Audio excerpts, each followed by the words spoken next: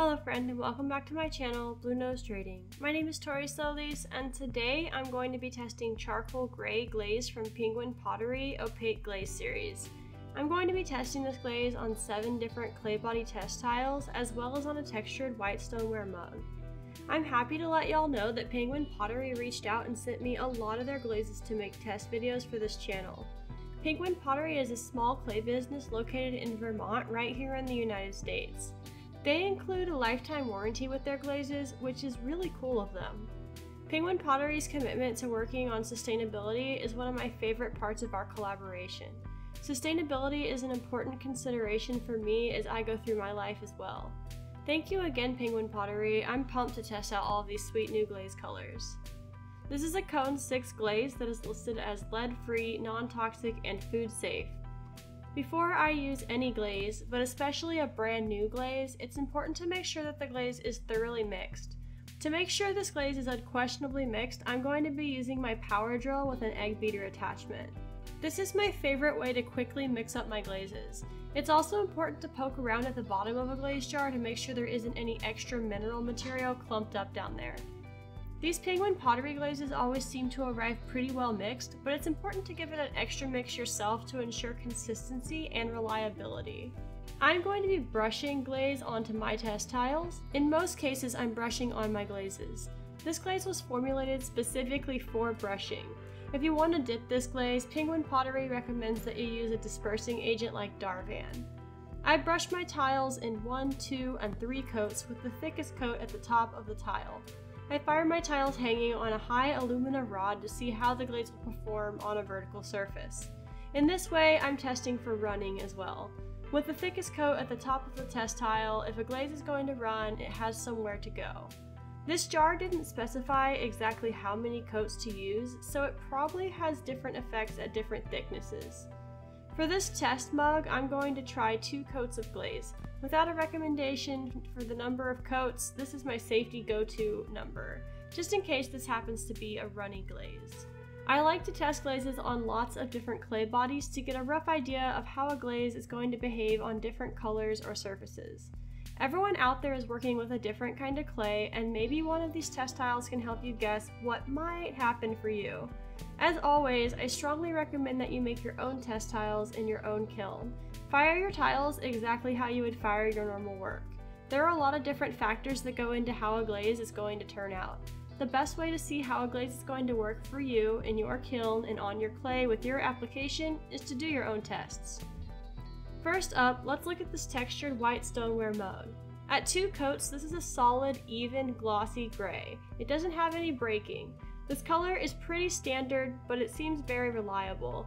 I'd be interested in layering this gray with some other glazes to see if we could spice up the effects a bit.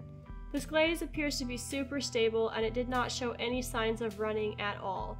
It is true to the opaque series of this mug. It's got great coverage, surface, and glaze fit. The results on white stoneware test tile tell a similar story. This glaze gives good, even coverage at 2 coats. 3 coats doesn't seem to have much additional effect, so you could probably save some money in glaze with just 2 coats of this opaque gray. Laguna B-Mix has a similar clean, glossy gray surface. There's not much to report here. I'd say the color softening effect that I normally see when you put glazes on the Laguna B-Mix is a lot less pronounced in this glaze. The Laguna Frost Cone 6 porcelain tile is also showing a solid glaze fit. I think the color might be slightly cooler on the frost than on the stoneware, but the difference is so subtle it probably doesn't make much real practical difference. This glaze also seems to be stable on the porcelain without any signs of wanting to run off. The speckles in my Trinity Spectacular break through this glaze as black metallic spots. I think this effect is really nice. The speckles add a little pizzazz to this otherwise very predictable, solid charcoal gray. Laguna Speckled Buff also has speckles that come through the glaze with metallic peppering. This glaze also fits this clay well, with a great glossy gray finish. The effect on the speckled bodies is probably my personal favorite. I think the metallic speckles really add a lot to this solid gray, otherwise kind of boring surface. This glaze is still a solid opaque gray on red stoneware, though I would say that the surface isn't as perfectly glossy on the red as it is on the white or buff clays. This is pretty typical for a darker clay, though the surface is still functional and a great gray color. This glaze held its own on the Laguna B3 tile. I wouldn't say that I personally love what it is doing on this black clay, but it is still a functional surface on this tile. I would go ahead and test a larger piece if I were going to use this, because sometimes test tiles on the black aren't exactly what will happen on a larger piece. Black clay is spicy and can be very tricky to glaze, so finding a glaze that doesn't immediately blister and die on a test tile is always a small win. Depending on your aesthetic and your vibe, you might be able to make something work with this pairing.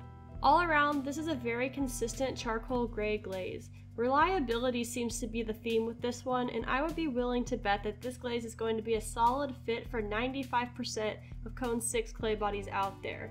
That said, there are always a few that just won't work, so I strongly encourage you to run your own tests before making unforgivable commitments to any new glaze. Thank you so much for tuning in this week. I hope you enjoyed learning more about this glaze and can make use of this information in your own studio. If you'd like to help support my channel so I can get more glazes to test for you, consider becoming a supporter of my work at patreon.com/bluenosetrading. If you'd like to see all the ceramics I currently have available for sale, visit my website, bluenosetrading.com.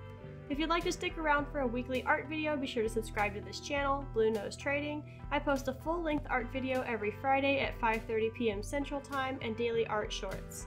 Thank you again, Penguin Pottery Supplies, for sending me these glazes to make these test videos for everyone, and thank you for being here till the end of the video. Remember that you have great ideas that are worth exploring, drink lots of water, and I will see y'all next week.